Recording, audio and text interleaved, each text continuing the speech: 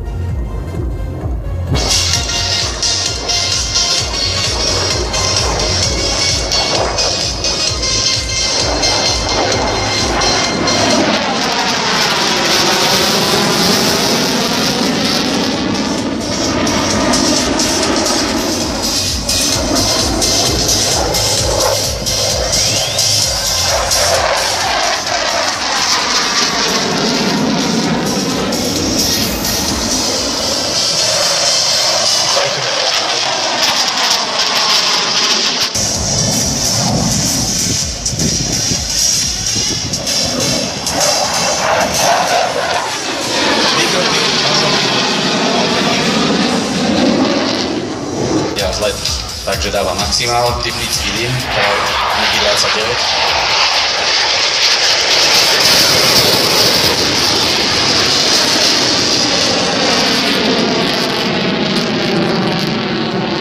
Lietadlá nie je porovnateľná samozrejme s lietadlami, ako som spomínal, tých fly-by-wire, tie lietadlá, ktoré sú kontrolované počítačom.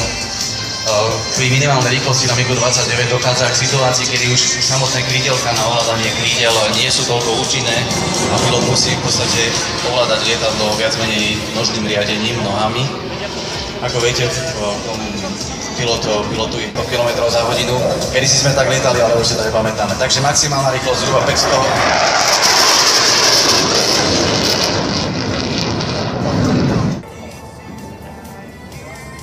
A opäť krásne výkruty v horizonte.